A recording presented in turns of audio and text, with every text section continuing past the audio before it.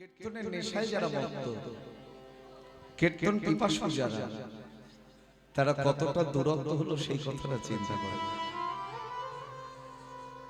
এ তো কীর্তন ভালোবাসা নয়, তারা ভগবানকেও ভালোবাসে।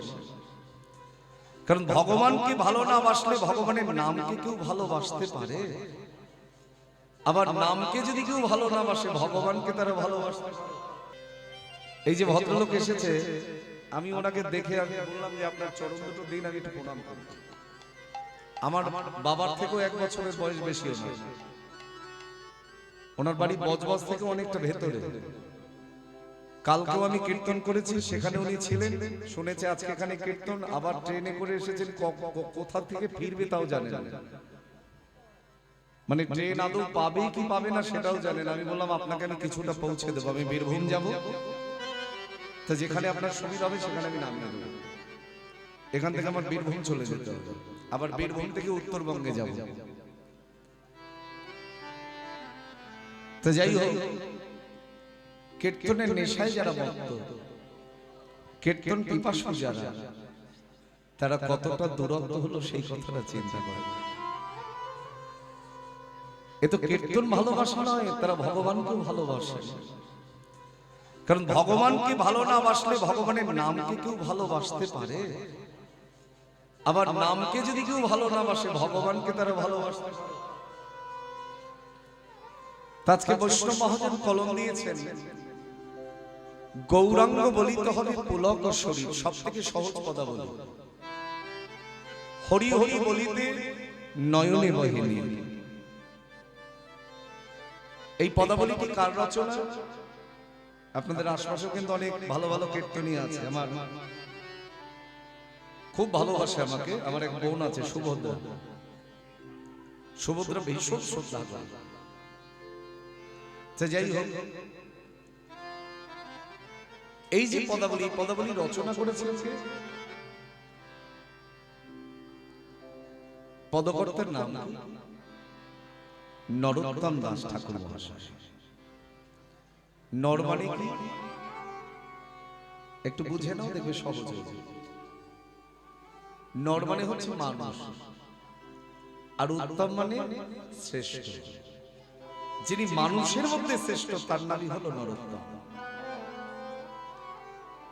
এই কথাটা আমি অনেক আসরে বলেছি, আজকেও বলছি। আমাদের প্রথম জানতে হবে সনাতন ধর্ম কাকে বলে। আমরা যে কথায় কথায় বলি আমরা সনাতন ধর্মের মানুষ, আমরা হিন্দু বাঙালি। এই সনাতন ধর্ম কাকে বলে সেটা সবার আগে জানা দরকার। সনাতন মানে কি? যা চিরন্তন সত্য,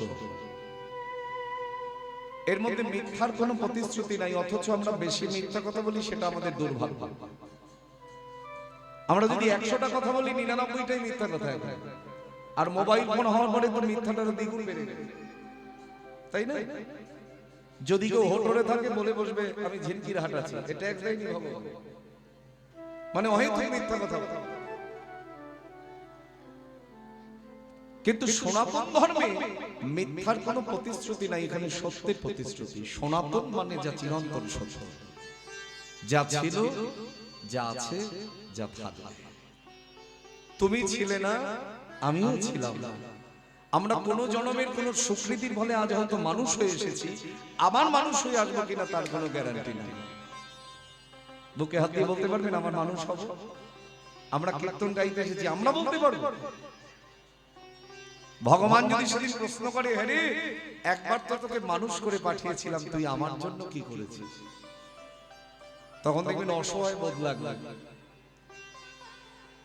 কারণ এই দিনটা তো আর পাবো না।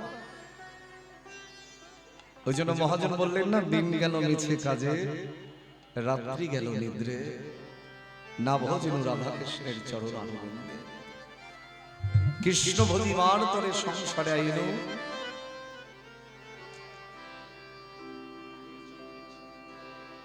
মিছে মায়ায় বদ্ধ হয়ে বৃক্ষ সম হইল। একটা বৃক্ষের মতন আমাদের আছে। বৃন্দাবনে একসময় কিছু গাছ কাটা পড়েছিল। তা গাছ যখন কাটা হয়, গাছ কাটার পরে গাছকে কোথায় পাঠানো হয়? সেলাই করবার জন্য কারখানায় পাঠানো হয়, কারণ তক্তা না হলে তো আর আসবাব তৈরি হবে না, ফার্নিচার তৈরি হবে। তা বৃন্দাবনে এক সময় কিছু গাছ কাটা পড়েছিল, এই কথাগুলো পাওয়া গেছে কিন্তু বৃন্দাবনের একজন মহাত্মা ছিলেন যার নাম হচ্ছে অনন্ত দাস বাবাজি। হৃদি বৃন্দাবন গ্রন্থে এই কথাগুলো সংগ্রহ করা হয়েছে। এখন তো তত্ত্ব বলতে শুধু ফাজলামি আর কিছু নয় বাবা, এই সব কথাকে বলবেন। এখন তো কীর্তন ইউটিউব খুললেই দেখা যায় কত রকমের কীর্তন রে বাবা। এই একটু আগেই একজনের সঙ্গে বলছিলাম, আমার এক ভাই, তা বলছে দাদা এরপরে কি কীর্তন শুনবে? আমি বললাম হ্যাঁ শুনবে না কেন, সংখ্যাটা কম থাকবে, প্রকৃত কীর্তনের শ্রোতা থাকবে। তা গাছ যখন সেলাই করার পরে ওই তক্তাগুলো বেরিয়ে আসছে, প্রতিটা তক্তার মাঝখানে হরে কৃষ্ণ নাম লেখা। এটা সম্ভব? যদি গাছের ওপরে লেখা থাকতো আপনি আমি চিন্তা করতে পারতাম রাতের অন্ধকারে কেউ চুরি করে লিখে রেখে, কিন্তু গাছের মধ্যে কি করে কৃষ্ণ নাম যায়?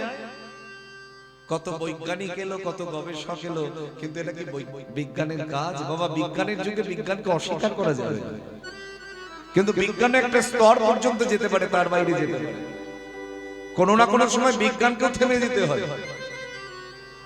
তার মানে তিনি যে আছেন, তিনি যে ছিলেন, তিনি যে থাকবেন, এটা তোমাকে মানতে হবে।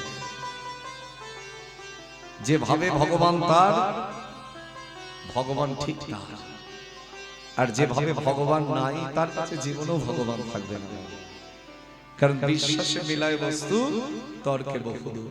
আমরা তর্ক করতে জানি, যুক্তি দিতে জানি, কিন্তু আমাদের ভক্তির আধার নাই, তাহলে বাকিগুলোর আর মাধুর্য থাকে না। আজকে দেখো কি বলছেন বিজ্ঞানী গবেষকরা, গবেষণা করতে করতে চিন্তা করছেন যে এটা কি করে সম্ভব, গাছের মধ্যে কি করে কৃষ্ণ নাম যায়। এখন বিজ্ঞানের মতো চিন্তা ভাবনা করেছে, আর সাধু সাধুর মতন চিন্তা ভাবনা। বৃন্দাবনে কিছু সাধু বৈষ্ণব তারা এসে বলছেন দাঁড়াও দাঁড়াও দাঁড়াও, গাছের মধ্যে কি করে কৃষ্ণ নাম গেল, এটাই তো তোমাদের চিন্তা। জানো না আমাদের এই দেহটা গাছের থেকেও বেশি শক্ত। ওই জন্য বলছে না কৃষ্ণ ভোজি বান্তরে সংসারে আইলো মিছি মায়ায়, এই মায়া জালে বদ্ধ হয়ে দেহটা বৃক্ষের থেকেও শক্ত হয়ে গেছে, গাছের থেকেও শক্ত। মিছি মায়ায় বদ্ধ হয়ে বৃক্ষ সম হইল। তা কৃষ্ণ নাম তো বৃন্দাবনের আকাশ বাতাসে ঘুরে ঘুরে বেড়ায়। আপনার বাড়িতে আমি গেলাম, আপনি যদি আপনার ঘরে আমাকে জায়গা না দেন, আমার ক্ষমতা হবে আপনার ঘরে থাকবো? আমি এখানে এসেছি, কমিটি যদি যে বাড়িতে নিয়ে গেছে সেই বাড়ি যদি দরজা বন্ধ করে রাখে, আমি ঢুকতে পারবো? এটা দিয়েও প্রকাশ করি, দেখো শুধু বাইরের দরজা খুললে হবে না, ভেতরের দরজাটাও খুলতে হবে। বাইরের দরজা সেটা খোলা যায় বাবা, যদি ভেতর বন্ধ থাকে আপনার ঘরে থেকে তোমার কোনো লাভ হবে না, কারণ সেখানে ভালোবাসা থাকে না। তা যাই হোক, যে বাড়িতে রেখেছে বাড়িটাও খুব সুন্দর, বাড়ির ব্যবহারটাও ভালো। তা ঠিক তদ্রূপ এই বৃন্দাবনের আকার বাতাসে কৃষ্ণ নাম ঘুরে ঘুরে বেড়ায়। কৃষ্ণ নামেরও তো থাকবার জায়গা দরকার। সাধুরা বলছে শোনো, মানুষের দেহটা এত শক্ত হয়ে গেছে, ওই কৃষ্ণ নামার জায়গা খুঁজে পাইনি, কোথায় প্রবেশ করবে, তাই তারা গিয়ে গাছের মধ্যে প্রবেশ করেছে। দেখো কি সুন্দর করে উদাহরণটাকে সাজিয়েছে। তাই বললেন কৃষ্ণ ভজি বার করে সংসারে আইনু, মিছে মায়া বদ্ধ হয়ে বৃক্ষ সম হইল। এই যে সনাতন ধর্ম, বাবা ধোয়াটা একটু কম দিন, ধোয়াটায় অসুবিধা হয়। একদিকে চোখ জ্বলে, একদিকে গলার ক্ষতি হয়।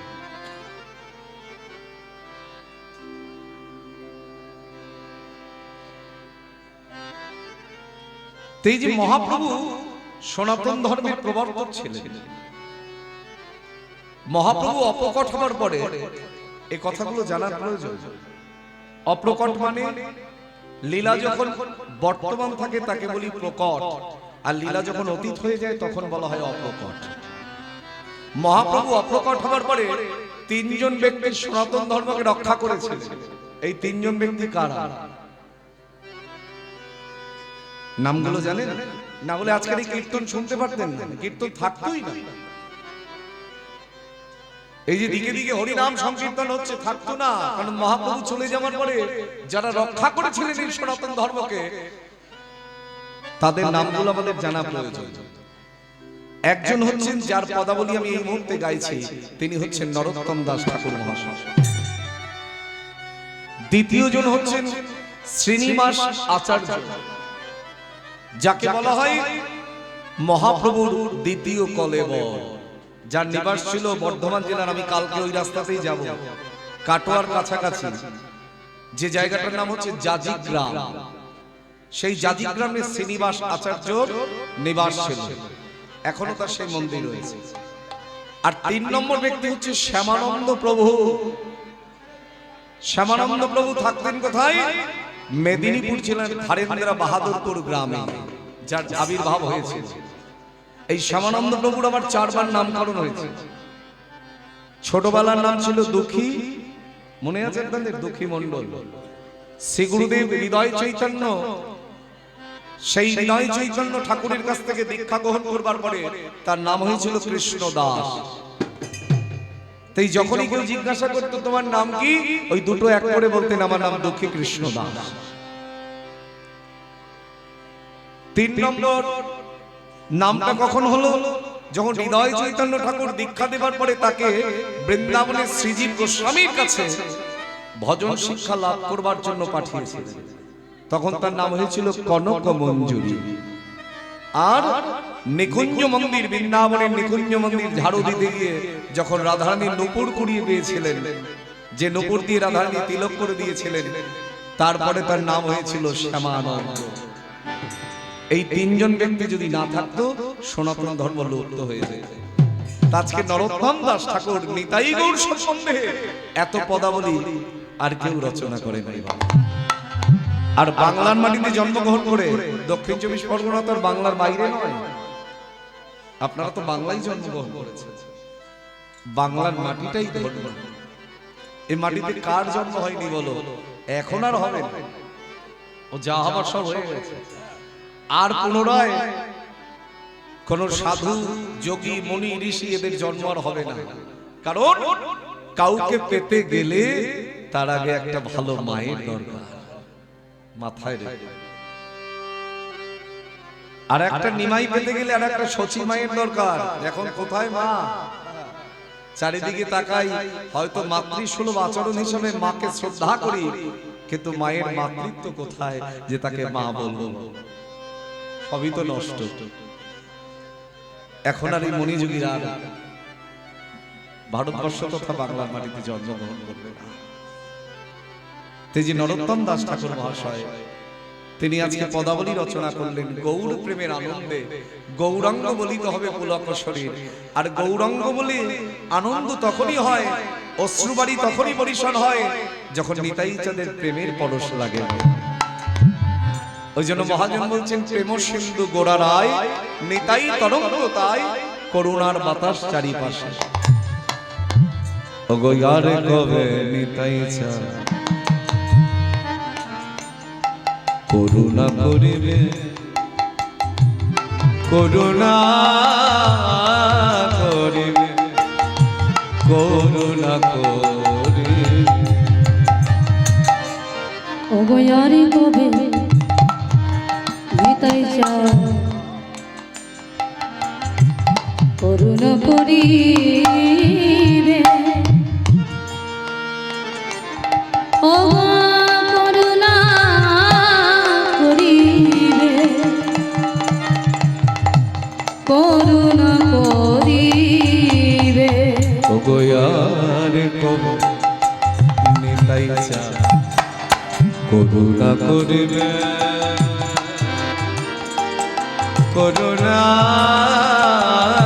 করিবে, করুণা করিবে। ওগো ইয়ারে কবে নিতাই চাঁদ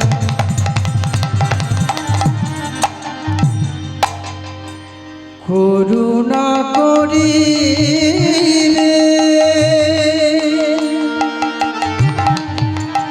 ও গো করুণা করিবে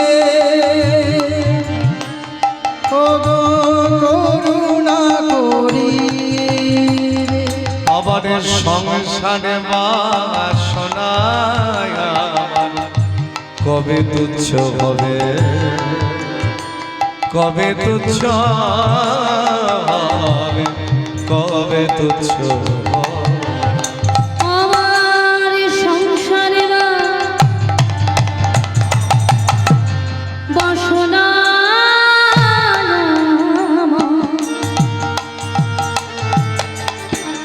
কবে তুচ্ছ হবে,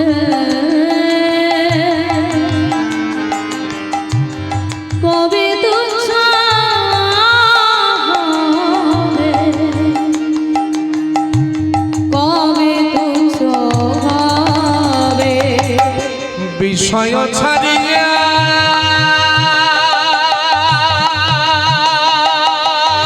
কবে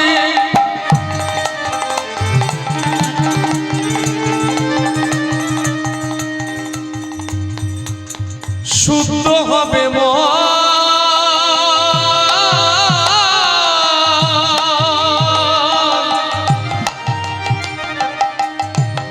কবে আমি হেরিব সেই মধুর বৃন্দাবন, আবার কবে আমি হেরিব সে আমার কবে আমি ধরে বসে, কবে আমি হেরিব সে কবে আমি হেরি বসে ওই মধুর বৃন্দাবন, মধুর বৃন্দাবন। আমার কবে আমি ধরে বসে মধুর বৃন্দাবন, মধুর বৃন্দাবন। তবে যুগলে মূরতি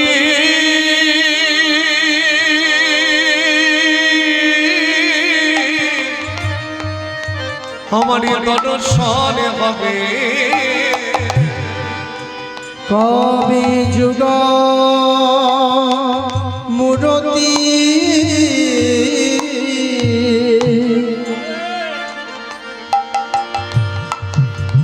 আমার দর্শন হবে, কবে যুগলে মূরতি আমারই দর্শন হবে, কবে যুগল মুরদে আমার দর্শন হবে, আমি বৃন্দাবন,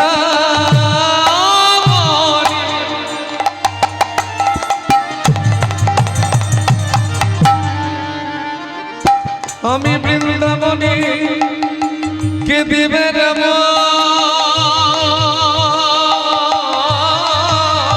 কবে যুগল মুরদে আমার দর্শন হবে, আমি বৃন্দাবনে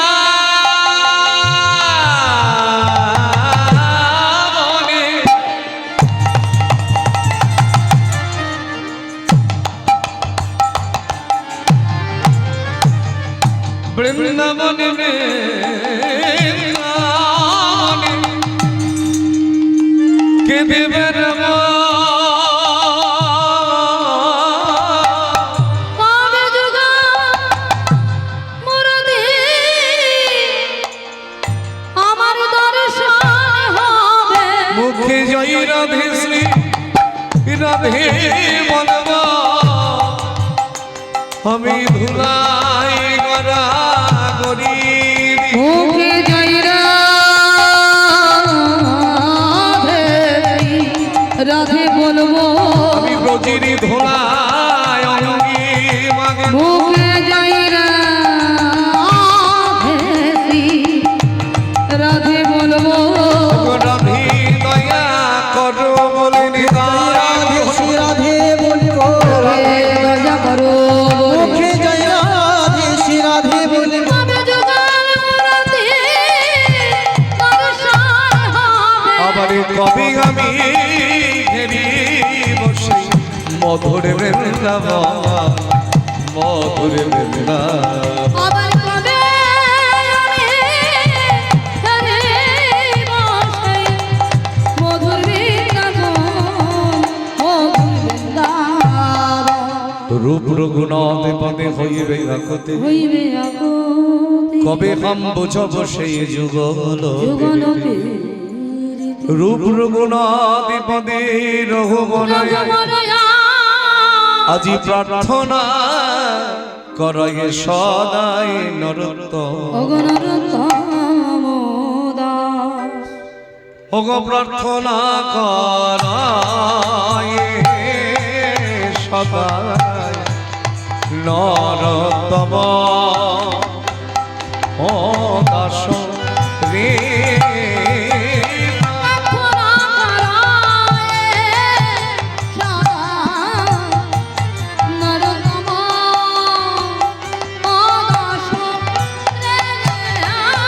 প্রার্থনা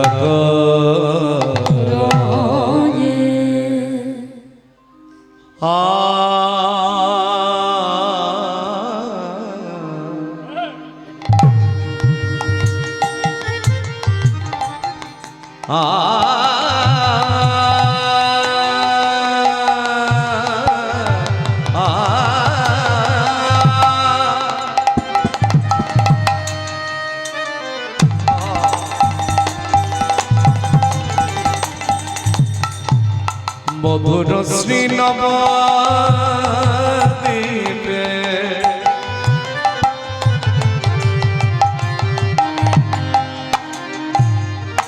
এখনকার দিনের মানুষ হচ্ছে সুর পাগল, আর যারা সুর পাগল নয় তাদের কীর্তন শুনে লাভ নাই। সুরের মধ্যে দিয়ে ভগবানকে পাওয়া যায়, না হলে মীরাবাই ভগবান পেত না, সুরদাস ভগবান পেত না, সুর দিয়ে তারা ভগবান পেয়ে গেলেন। মধুর শ্রী নবদ্বীপের আকাশ মধুর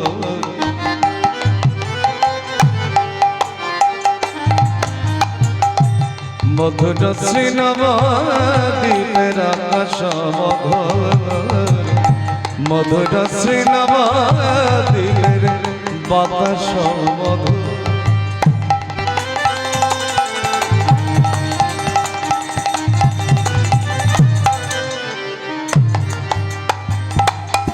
মধুর শ্রী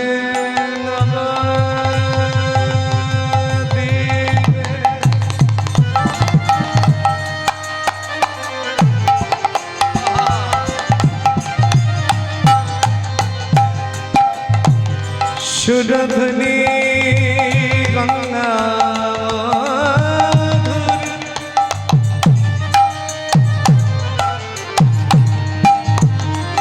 মধুর মধুর মধুর মধুর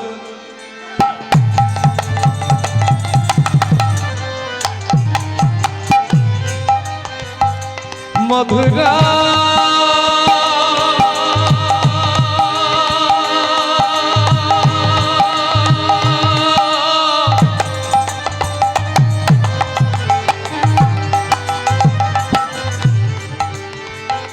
নবদ্বীপের আমার গৌর হরি জন্মস্থান মধুর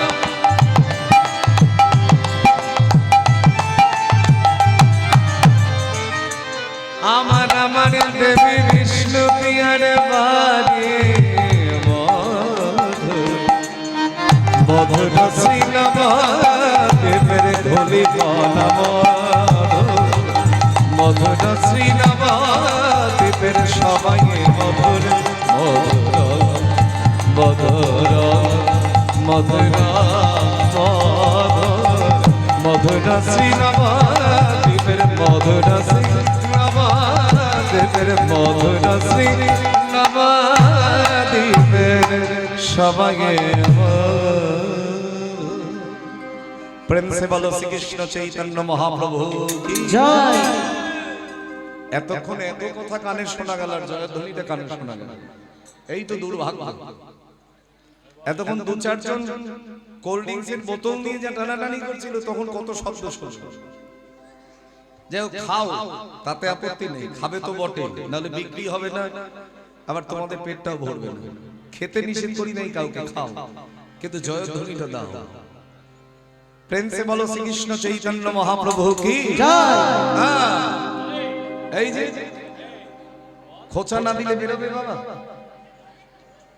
হ্যাঁ, জগৎগুরু শ্রীপাদ অবধূত নিত্যানন্দ প্রভু কি জয় বলো, গদাধর পণ্ডিত কি জয় বলো, শ্রীবাস পণ্ডিত কি জয় ঠাকুরানা ঠাকুর আমার শ্রী অদ্বৈতাচার্য প্রভু কি জয় বলো, শ্রীমতী প্রেমময়ী রাধা ঠাকুরানী কি জয় হো অনাদিরাদি গোবিন্দ কি জয় হো আপন আপন গুরু মহারাজ কি জয় অনন্তকরী সাধুগুরু বৈষ্ণব ভক্ত মন্ডলী কি জয় আজকেরই হরিবাসর কি জয় হরিবাসরের কমিটি কি জয় কমিটির সদস্য ভক্তবৃন্দ কি জয় পাড়া প্রতিবেশী কি জয় গৃহস্থের মঙ্গল কি জয় নেতাই গৌর হরি হরি। এবার একটু জোর করে উলুক ধরি না।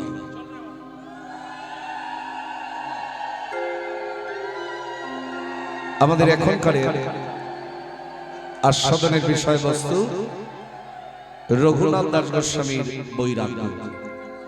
চলো সবাই মিলে আমরা সেই মধুর লীলা আস্বাদন করি, কেমন করে তার বৈরাগ্য এলো, কেমন করে তিনি গৌর চরণ লাভ করলেন। এক মধুর লীলা। জয়রূপ সনাতন ভট্ট রঘুনাথ, শ্রীজীব গোপাল ভট্ট দাস রঘুনাথ। এই যে ছয় গোস্বামী পাদ, এই ছয় গোস্বামী পাদ না থাকলে মাথায় রেখো নাম যজ্ঞই হবে। এটা নবদ্বীপের সিস্টেম। স্বরগোস্বামী না থাকলে, পঞ্চতত্ত্ব সাক্ষী না হলে কোনোদিনও নাম যজ্ঞ হয় না। এই হলো রঘুনাথ দাস গোস্বামীর কথা। আজকে আমরা আস্বাদন করব, দেখি কতটুকু আস্বাদন করাতে পারি। সবাই মিলে আমার সঙ্গে গাইবে। হরে কৃষ্ণ হরে কৃষ্ণ। হাত তোলে, একটু হাত তোলে দাদা। আহা, কেউ যেন বাকি না থাকে। হরে কৃষ্ণ হরে কৃষ্ণ কৃষ্ণ কৃষ্ণ হরে হরে, হরে রাম রাম রাম হরে হরে। সবাই বলো হরে কৃষ্ণ কৃষ্ণ কৃষ্ণ হরে হরে, হরে রাম রাম রাম হরে হরে। হরে কৃষ্ণ কৃষ্ণ কৃষ্ণ হরে হরে, হরে রাম রাম রাম হরে হরে। হরে কৃষ্ণ কৃষ্ণ কৃষ্ণ হরে হরে, হরে রাম রাম রাম হরে হরে। হরে কৃষ্ণ কৃষ্ণ কৃষ্ণ হরে হরে, হরে রাম রাম রাম হরে হরে। হরে কৃষ্ণ কৃষ্ণ কৃষ্ণ হরে হরে, হরে রাম রাম রাম হরে হরে। শোনা যাচ্ছে না কিন্তু, এমন বলতে পারো আমাদের সামনে কি মাইক আছে যে শোনা যাবে? হ্যাঁ, এতগুলো মানুষ মিলে যদি বলা হয় মাইক লাগে না বাবা। বলো হরে কৃষ্ণ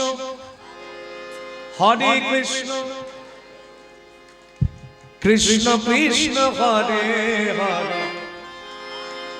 হরে রাম রাম রাম হরে হরে। হরে কৃষ্ণ কৃষ্ণ কৃষ্ণ হরে হরে, হরে রাম রাম রাম হরে হরে।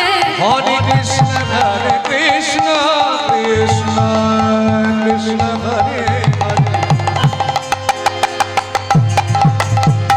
হরে রাম রাম রাম হরে হরে। হরে কৃষ্ণ কৃষ্ণ কৃষ্ণ হরে হরে, হরে রাম রাম রাম হরে হরে। হরে কৃষ্ণ কৃষ্ণ কৃষ্ণ কৃষ্ণ হরে হরে, হরে রাম রাম রাম হরে হরে হরি হরি হরে হরি কৃষ্ণ হরে কৃষ্ণ কৃষ্ণ কৃষ্ণ হরে হরে হরে রাম রাম রাম হরে হরে। আজ থেকে 500 বছরেরও পূর্বে, মানে 500 বছর আগের ঘটনা। হুগলি জেলা আদি সপ্তক গ্রামে কৃষ্ণপুর গ্রাম বলে একটি গ্রাম ছিল। খুব মন দিয়ে শুনুন, না হলে পরে যেন বলবেন না যে কি কীর্তন করে গেল কিছু বুঝতে পারলাম না। সবই তো বাংলা কথা, একটাও কঠিন জিনিস, কারণ আসন অনুসারে কীর্তন করতে হয়। বেশি কঠিন দিলে, বেশি ওজন চাপিয়ে দিলে আর নেওয়া যায় না। সব বুঝে বুঝে গাইতে হয়। হুগলি জেলার আদি সপ্তক গ্রাম গেছেন কখনো? সেই আদি সপ্তক নামে কৃষ্ণপুর গ্রাম বলে একটি গ্রাম ছিল। ছিল কি এখনো আছে? সেই গ্রামের জমিদার ছিলেন দুই ভ্রাতা। ভ্রাতা মানে দুই ভাই।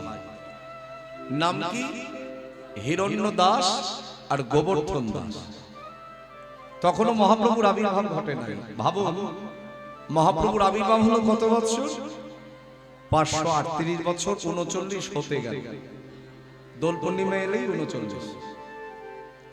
আবার মহাপ্রভুর থেকে নিতাই চাঁদ ছিলেন 12 বছরের বড়, তাই নিতাই চাঁদের বয়স হচ্ছে 551 বছর। আবার মহাপ্রভুর থেকে যিনি মহাপ্রভুকে নিয়ে এসেছিলেন ঠাকুরানা ঠাকুর আমার শ্রী অদ্বৈতাচার্য প্রভু, তিনি ছিলেন 52 বছরের বড়। এসো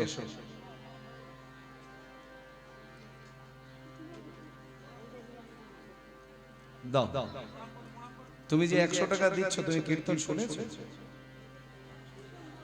আচ্ছা শোনো, কীর্তন শোনার পরে টাকা দিতে হবে। আচ্ছা শোনো শোনো, জয় নিতাই। আবার সেফটি পিনটা নিয়ে এসেছে, জয় নিতাই। তা যে মনের বাসনা নিয়ে আমার এই ছোট বোন 100 টাকা দান করেছেন, আমার গৌর গোবিন্দের চরণে প্রার্থনা তার মনের বাসনা যেন আমার ভগবান পূর্ণ করে দেন। কারণ আমরা তো অন্তর্যামী নই বাবা, আপনাদের অন্তরের কথা তিনি একমাত্র জানতে পারেন। তাই অন্তর্যামী ভগবান নিশ্চয়ই আপনাদের মনের বাসনা পূর্ণ করবেন। তবে দানটা যেন প্রেম সহকারে হয়, তখন দেখবেন ভক্তির কাছে ভগবান বাধা। তা যে কথা বলছিলাম, মহাপ্রভুকে যিনি নিয়ে এসেছিলেন তিনি হচ্ছেন ঠাকুরানা ঠাকুর আমার শ্রী অদ্বৈতাচার্য প্রভু। যে অদ্বৈতাচার্য প্রভু মহাপ্রভুর থেকে 52 বছরের বড় ছিল। একটা দুটো দিন নেই। ওই যে পঞ্চতত্ত্বের সম্মুখে দেখেন না পাকা চুল পাকা দাড়ি, উনি হচ্ছেন অদ্বৈতাচার্য প্রভু, যিনি মহাপ্রভুকে গঙ্গা জলার তুলসী দিয়ে নিয়ে এসেছিলেন ধরার লোকে। তা মহাপ্রভু আসার আগে হচ্ছে তারা জমিদার, এই হিরণ্য দাস আর গোবর্ধন দাস। তাহলে ভাবুন, সেই 538 বছর আগের জমিদার। তখনকার দিনে জমিদারি তালুক থেকে আয় হতো 12 লক্ষ টাকা। তাহলে বর্তমান দিনে সেই অর্থের পরিমাণ কত? আমরা তো টাকা টাকা করে বলি, চলে গেলে তো সবই ফাঁকা। আমার শ্রী গুরুদেব একটা কথা বলেন, নিত্যানন্দ প্রভুর 13তম বংশধর হচ্ছেন আমার গুরুদেব। প্রভুপাদ ছিল রতন কৃষ্ণ গোস্বামী, নবদ্বীপ বলদেব মন্দির। যদি কোনোদিন নবদ্বীপে যান, একবার আমার গুরু ঘর থেকে ঘুরে আসবেন। নবদ্বীপের মতন, এই বলদেবের মতন এত বড় অনুষ্ঠান এখন আর নবদ্বীপে কোথাও হয় না, হয়ে গেল কিছুদিন আগে। তোমার গুরুদেব একটা কথা বলেন, বাবা চিন্তা করে দেখবি এই পৃথিবীতে কোনো ব্যক্তি নিজের টাকা নিজে ভোগ করে যেতে পারে, বলে এটাই বাস্তব সত্য। সে যে যত কোটি টাকারই মালিক হোক না কেন, চোখ দুটো বন্ধ হলেই দেখবেন মালিকানা পরিবর্তন হয়ে গেছে। ওই জন্য একটা গান আছে না মায়ের, ভেবে দেখ মনে কেউ কারো আমি শুনলাম মায়ের মন্দির দাদারাকে রিকোয়েস্ট করলেন একটু শ্যামা সঙ্গীত গাইবেন। এখন জায়গা পেলে তবে তো ঢোকাতে পারবো। ভেবে দেখ মনে কেউ কারো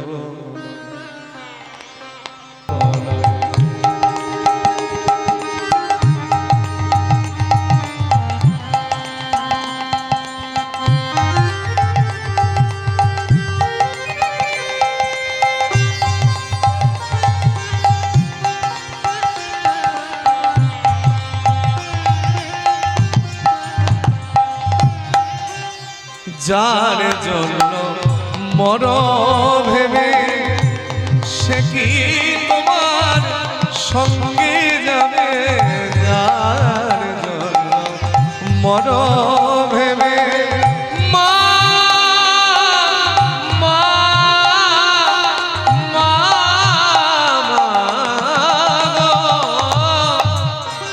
যার জন্য মর ভেবে অমনি সে কি তোমার সঙ্গী যাবে। শুধু তাই নয় সেই প্রেয়সী দিবে ছড়া অমঙ্গল হবে বলে, সেই প্রেয়সী দিবে ছড়া অমঙ্গল হবে বলে, ভেবে দেখ মনে কেউ কারো মিছে ভ্রম ভ্রমণ্ডলে, ভেবে দেখ মনে কেউ কারো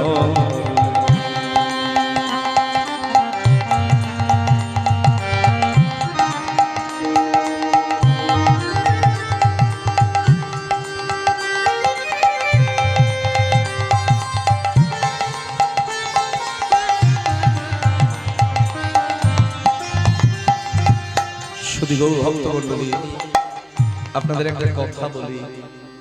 এই কিছুদিন যাবত আমি খুব মানসিক যন্ত্রণা নিয়ে কীর্তন গাইছি, তবে কাউকে বলিনি যে আমি কীর্তন করতে যাব না। আমার বাবার শরীর খুবই খারাপ, আইসিইউতে পড়েছিল কতদিন, এখনো জানি না কি হবে কি বৃত্তান্ত। সেই মানসিক যন্ত্রণা নিয়ে একবার চোখের দেখাও দেখতে যেতে পারি না ঠিক করে। কি করব, যদি কমিটিকে বলি আজকে আমি কীর্তন করতে যাব না, জগৎ বড় ভয়ঙ্কর, সবাই ভুল ব্যাখ্যা করবে, আর এক জায়গায় বেশি টাকা পেয়েছে তাই চলে গেছে। ওই জন্য মহাপ্রভুর চরণে আর যে তোমার সন্তানকে তুমি রক্ষা করতে পারো, তুমি ভালো রাখতে পারো, আমি তোমার কাজ করি, তুমি যদি একটু আমার কাজ করো। এই জগতে জন্মের পিতা মাতার মতো আপন ব্যক্তি কেউ হতে পারে। যতদিন মা বাবা আছে সন্তান বুঝতে মানে না, যখন চলে যায় তখন সেই অনুভূতি আসে। কিভাবে ভিক্ষা রাখবেন, আর বাবার চিন্তা করতে করতে মাও অসুস্থ। আমি সংসারী মানুষ নই, দেখবারও কেউ নাই, দুটো দিদি থাকে তাদের কাছে ফেলে রাখা। এখন টাকা পয়সা আমি দিচ্ছি, তোরা একটু দেখ, আর কি করা যাবে। তে জগতে আমরা মালিক কি কদিনে, আজ চোখ দুটো বন্ধ হলে দেখবেন কালকে আর একজন মালিক হয়ে বসে আছে।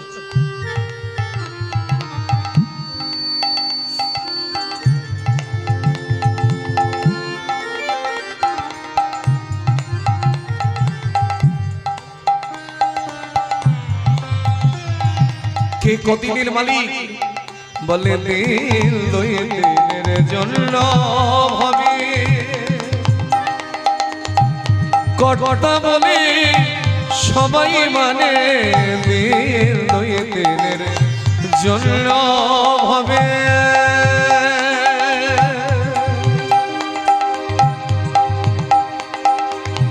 দিন দুই দিনের জন্য ভাবে কটা বলে সবাই মানে, সেই কটারে দিবে ফেলে কালা কালের কটা এলে, সেই কটারে দিবে ফেলে কালা কালের কটা এলে, ভেবে দেখ মনে কেউ কারো নয়, মিছে ভুবনে ভেবে দেখ মনে কেউ কারো নয়।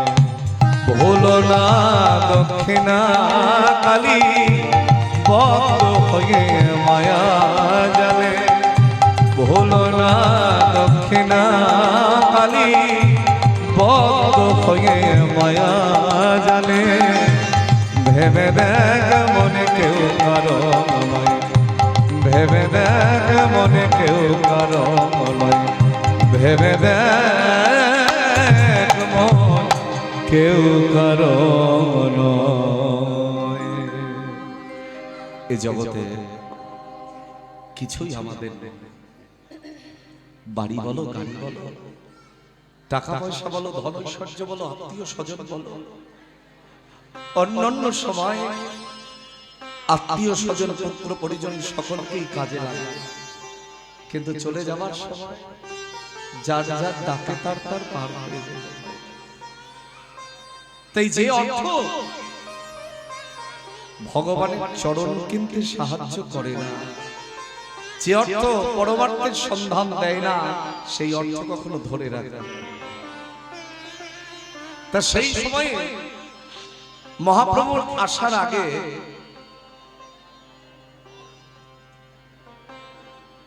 সেই আদি সপ্তগ্রামীর কৃষ্ণপুরের জমিদার ছিলেন হিরণ্য দাস আর গোবর্ধন দাস। তখনকার দিনে জমিদারি তালুক থেকে আয় হতো 12 লক্ষ টাকা। তাই সচ্ছল অর্থশালী হিরণ্য গোবর্ধনের কোনো অভাব ছিল না। এমনকি সুদূর নবদ্বীপ পর্যন্ত যদি কখনো যান ওই রাস্তায়, কোথায় আদি সপ্তগ্রাম আর কোথায় নবদ্বীপ, এই এতটা পথ ছিল তাদের। জনসাধারণকে ভূমি রাজস্ব এগুলো প্রদান করতেন। বিভিন্ন সাধুগুরু বৈষ্ণবের সভায় গিয়ে তাদের বিগ্রহ সেবার জন্য আনুকূল্য দান করতেন। এখনকার দিনে এমন জমিদার পাবেন যে যা চায় তাকে তাই দিয়ে দেন। আর এখন দেখবেন যার যত টাকা আছে তার হাত তত ছোট। খুব কম ব্যক্তি থাকে যার উদার মন, এটা 100 জনের মধ্যে হয়তো 2 জন 3 জন, কিন্তু বেশিরভাগটাই খারাপ। যার যত ধন আছে আপনি যদি চাইতে যান বলবে আমার নাই, ভগবান কাউকে দিয়ে খুশি করতে। আর ওই হিরণ্য গোবর্ধন তারা জমিদারি তালুক থেকে যে ধন পেতেন সেটা সাধুগুরু বৈষ্ণবদের সেবায় দান করতেন, তাদের বিগ্রহ সেবার জন্য আনুকূল্য দান করতেন। দেখো সাধুগুরু বৈষ্ণবদের এই যে প্রতিদিন সেবা করা, এটা কি বিফলে যাবে? একটু আস্তে আস্তে। এই সেবা করতে করতে একদিন সাধুগুরু বৈষ্ণব দুটো হাত তুলে বলছেন, জমিদার বাবু, যেভাবে আপনারা সাধুগুরু বৈষ্ণবের সেবা করে চলেছেন, আমাদের তো কিছু দেবার নাই।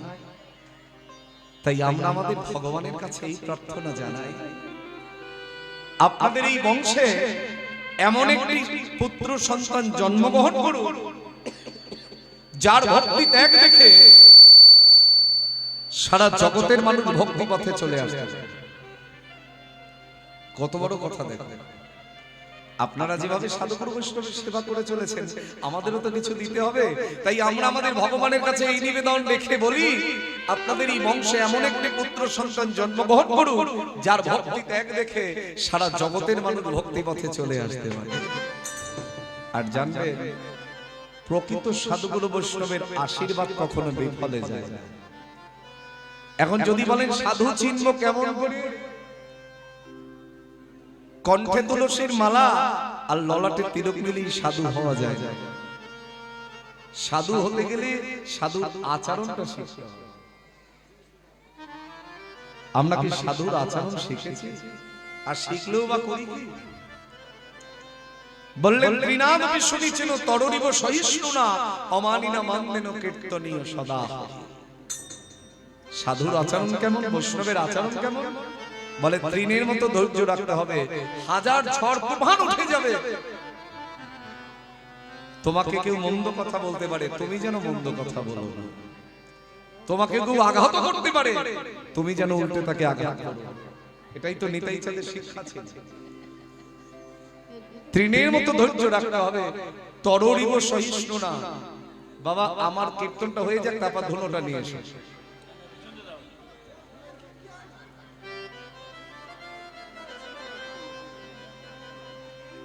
তরু মানে কি?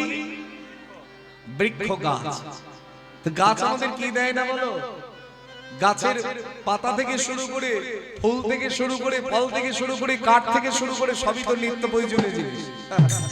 আর সেই গাছটাকে যখন কেটে ফেলা হয়, গাছ কখনো মাথা তুলে বলে আমার বড় ব্যথা লেগেছে, বলে বৈষ্ণবের আচরণটা তেমন হওয়া বাঞ্ছিত। অমানি না মানতে নয়, এটা আরো কঠিন। এই জগতে চোর ডাকাত গুন্ডা বদমাশ মাতাল এদের কেউ মান দেয়? কিন্তু আমার নিতাই চাঁদ সেটাও চেষ্টা করলেন, বলে দেখি না যে হাত দিয়ে মদের গ্লাস ধরেছে সেই হাতটা সাধুর চরণে পৌঁছে দেওয়া যায় কিনা, যে হাতটা দিয়ে মানুষকে খুন করেছে দেখি না সেই হাতটা সাধুর চরণে পৌঁছে দেওয়া যায় কিনা, যে দেহ দিয়ে কুসঙ্গ করে বেরিয়েছে একবার দেখি না সেই দেহটা তার চরণে পৌঁছে দেওয়া যায়। এই অমানি ব্যক্তিকেও যিনি মান দিতে জানেন তিনিই হচ্ছেন বৈষ্ণব, তিনিই হচ্ছেন সাধু। এই যে সাধুগুরু বৈষ্ণবরা আশীর্বাদ করলেন, এরই মধ্যে সাধুগুরু বৈষ্ণবের আশীর্বাদ কখনো বিফলে যাবে না বাবা। এরই মধ্যে কৃষ্ণপুরে পদার্পণ করলেন ওই হিরণ্য গোবর্ধনের কুলগুরু যদুনন্দন আচার্য,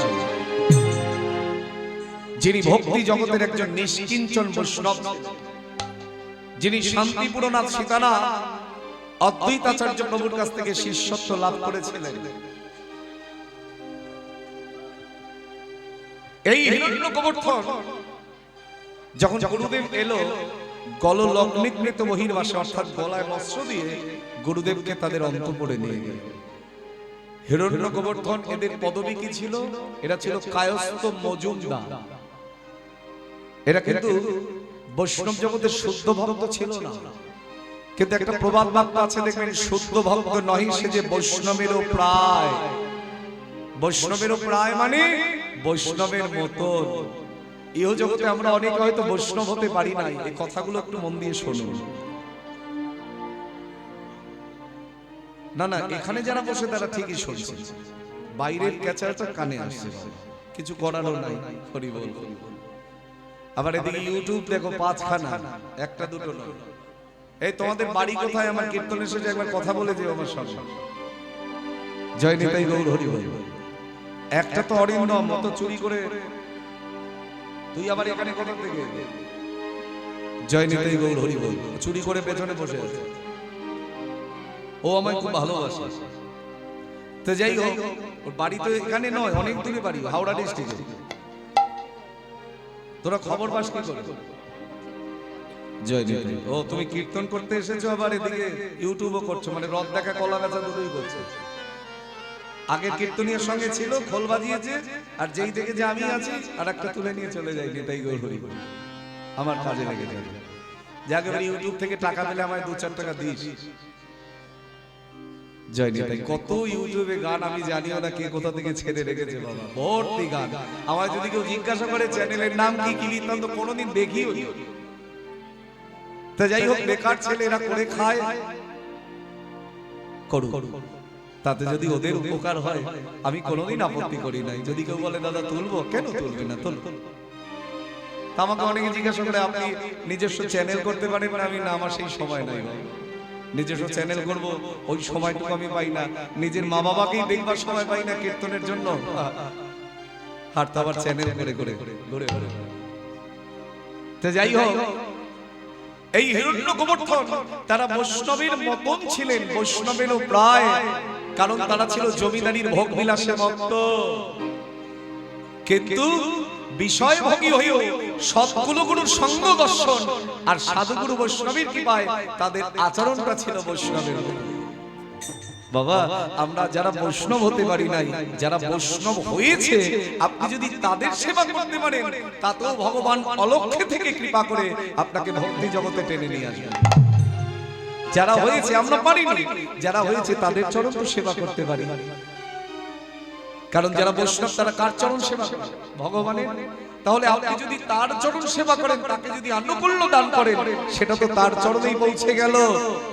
সরাসরি গেল, আবার কারোর হাত ধরে গেল, তাতেও পরোক্ষে কাজ হয়ে যায়। আর গোবর্ধন পত্নী ছিলেন বড় ভক্তিমতী নারী, তাই গরু সেবার সবকিছুর আয়োজন তিনি নিজের হাতে করেছেন। কিন্তু সব আনন্দেরই একটা শেষ আছে, দেখবেন। এই যে এখানে কীর্তন হবে, আমাকে কবে থেকে আমন্ত্রণ জানিয়ে রেখেছে, দিনটা চলে গেল, আবার 1 বছরের অপেক্ষা।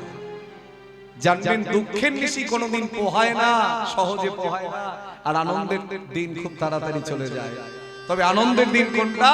যেদিন কৃষ্ণ ভজন হয় না, সেদিনটা জীবের কখনো ভালো দিন হতে পারে না। যেদিন কৃষ্ণ বলে কাঁদা যায় না, সেদিনটা জীবের কখনো ভালো দিন হয় না। আজকেই তো আমাদের সেই আনন্দের দিন। ঠিক তদ্রূপ গুরুদেব যখন গৃহে এসেছেন, কয়েকদিন যাবৎ কৃষ্ণ ভজনের ঢেউয়ের মধ্যে দিয়ে জমিদার ভবনে আনন্দের ঢেউ বয়ে গেল। কিন্তু যেদিন গুরুদেব চলে যাবেন, যারা সত্যি গুরুদেবকে ভালোবাসে, দেখবেন মানুষ মরে গেলেও ওই ব্যথা লাগে না যখন গুরুদেব ঘর থেকে চলে যায়। হিরণ্যকবর্ধন গলায় বস্ত্র দিয়ে গুরুদেবের চরণ দুটো জড়িয়ে ধরে কাঁদছে আর বলছে, গুরুদেব আপনি চলে গেলে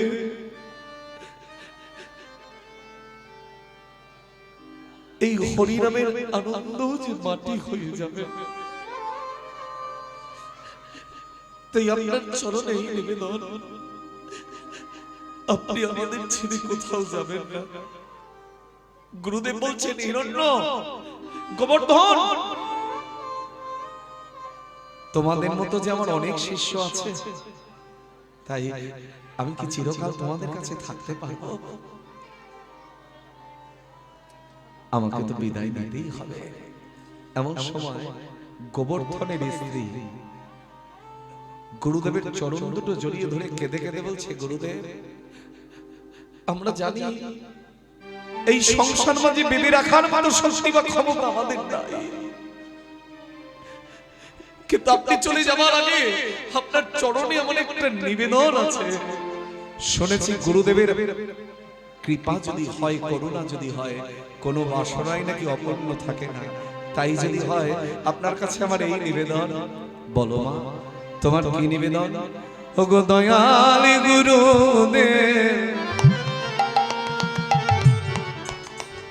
ওগো দয়াল গুরুদেব,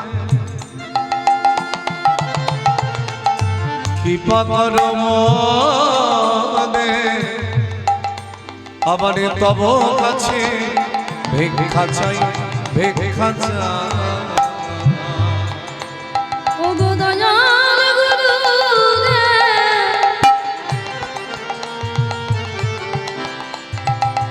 কৃপা করো মোরে, তব কাছে ভিক্ষা চাই। ওগো দয়াল গুরু, কৃপা করো মোদের, আবার তব কাছে ভিক্ষা চাই, ভিক্ষা চাই।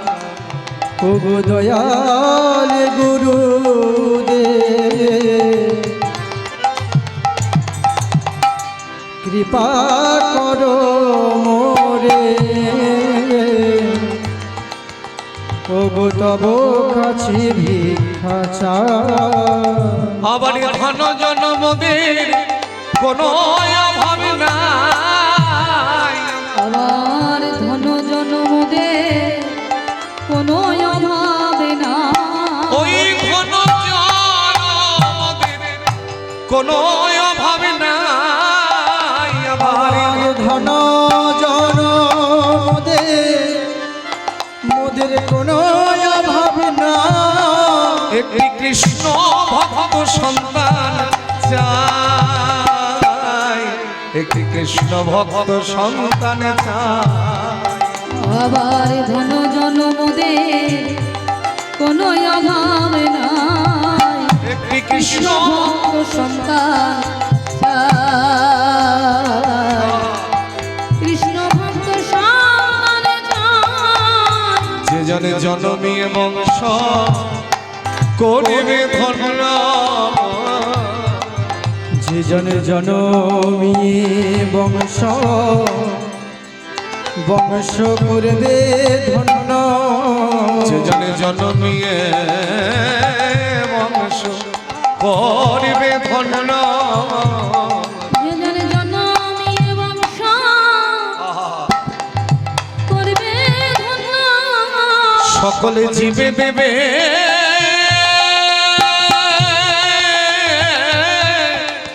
চৈতন্য, জনমিয়ে বংশ জনমিয়ে বংশ করবে ধন্য, সকলে জীবে দেবে চৈতন্য, যে জনে ঘুচাবে সকলের দুঃখ দৈন নিতাই দেবে চৈতন্য, যে জনে ঘুচাবে সকলের দুঃখ দৈন, জনমিয়ে বংশ করবে ধন্য, জনমিয়ে বংশ করবে ধন্য, আবার ধন জনম দে কোনো অভাবে নাই কৃষ্ণ ভক্ত সন্তান।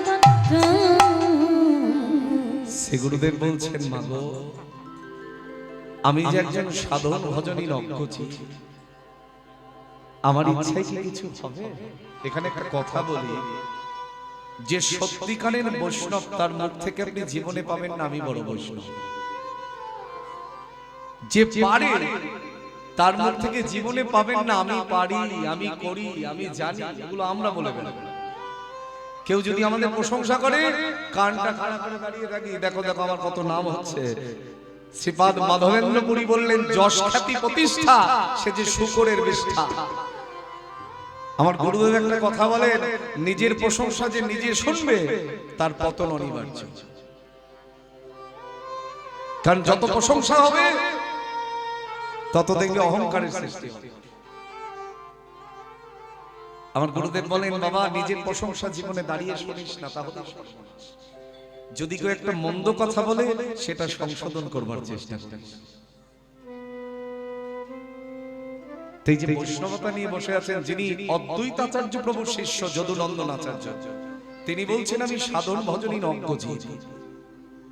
আর আমরা যারা দেখবেন জগতে একটু মালা তিলক নিয়ে নিরামিষ ভোজী মানুষ, তারা একবার না 10 বার যারা আমিষ ভোজী তাদের কাছে গিয়ে বলতে শুরু করে, আমি নিরামিষ খাই, আমি নিরামিষ খাই, আমি 4 বার গোপাল সেবা করি, বলে এটাই তো তোমার অহংকার। তুমি করো আরেকজনকে জানিয়ে, তুমি ভগবানের সেবা করছো, তুমি প্রসাদ ভাজি মানুষ, তুমি গোপাল সেবা দিচ্ছ 4 বার, তুমি নিরামিষ খাচ্ছ, এটা ভগবান ঠিক জানে, তোমার 5 জনকে জানানোর কোনো দরকার নেই। কিন্তু এই কাজটাই তো বেশি করি, যে আমি পারি, তোমার সামনে গিয়ে বারবার বলছি কেন তুমি করো না, তার মানে এটা তোমার অহংকার। প্রকৃত যারা বৈষ্ণব তাদের মধ্যে থাকে বিনয়। আমার বুঝি হলো, আমি বুঝি পারলাম না, তুমি আমায় নিয়ে এসেছিলে ঠিকই, আমার বুঝি কিছু করা হলো না। যদুনন্দন আচার্য হাত দুটো জোর করে বলছে, মাগো আমি সাধন ভজনী নজ্ঞজীব, আমার ইচ্ছায় কি কিছু হবে? তবে তুমি যখন তোমার পরমার্থিক চাওয়া পাওয়া, তুমি চেয়েছো একটা কৃষ্ণ ভক্ত সন্তান, তুমি বলো নাই টাকা পয়সার কথা, ধন ঐশ্বর্যের কথা। তাই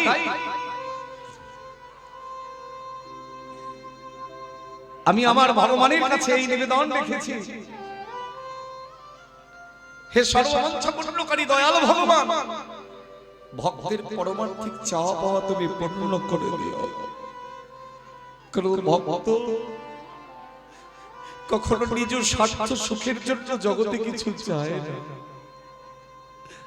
ভক্ত যা চাই সেটা জগতের মঙ্গলের জন্য।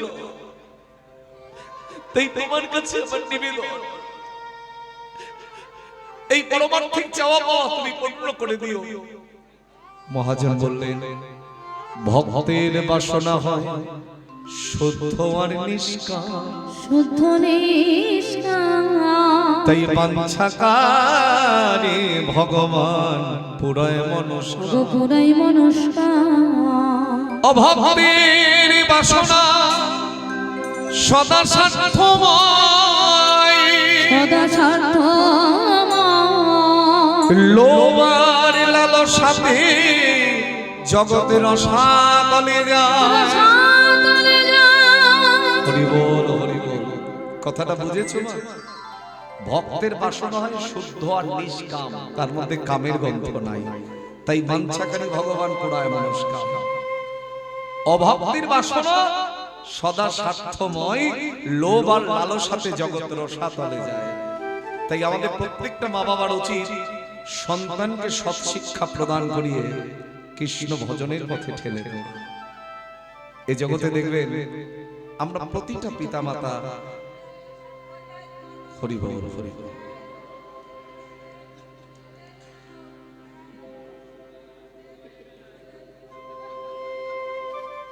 প্রতিটা পিতামাতা সন্তানকে সৎ শিক্ষা প্রদান করবার পরে কেউ ডাক্তার তৈরি করতে চায়, কেউ ইঞ্জিনিয়ার তৈরি করতে চায়, কেউ স্কুল টিচার তৈরি করতে চায়, বিভিন্ন ডিপার্টমেন্টের চাকরি আর কি। বুকে হাত দিয়ে বলুন তো কজন মা বাবা আছে যে সন্তানকে কৃষ্ণ ভক্ত তৈরি করতে চায়? ও করলে তো তোমার লাভ হবে না, কিন্তু লাভ না লোকসান সেটা দিনের শেষে গিয়ে হিসাব করে নেবে যে কৃষ্ণ ভক্ত সন্তান তাতে লাভ নাকি জগতে চাকরিজীবী পুত্র সেটা দিয়ে লাভ। দিনের শেষে হিসাব করে নেবে। তেল সেই শুভ দিন 1416 শকাব্দ, বাংলা 901 বঙ্গাব্দ। মাথায় রাখবেন কি বলছি? 1416 শকাব্দ, বাংলা 901 বঙ্গাব্দ, ইংরাজি 1495 খ্রিস্টাব্দ। মাথায় রাখতে হবে। গোবর্ধন দাসের ঘর আলো করে এলো এক পুত্র সন্তান। ধরণী যেন আজকে অজানা অচেনা আনন্দে উদ্দোলিত মুখরিত। কি যেন নতুন কিছু পেয়েছে ধরণী, আর নতুন নয়, একজন ভক্তের আবির্ভাব হয়েছে। তাই মহাজন কলম নিলেন, কৃষ্ণপুরিনা আবি সংস্কৃতা জমিদার হিরণ্য গোবর ভাই, হিরণ্য গোবর ব্রজের শ্রীর অধিকারে দাসী, অধিকারে দাসী রতি মঞ্জুরি আসি, জুড়ে আসি জনমিলেন রঘুনাথ দাস না।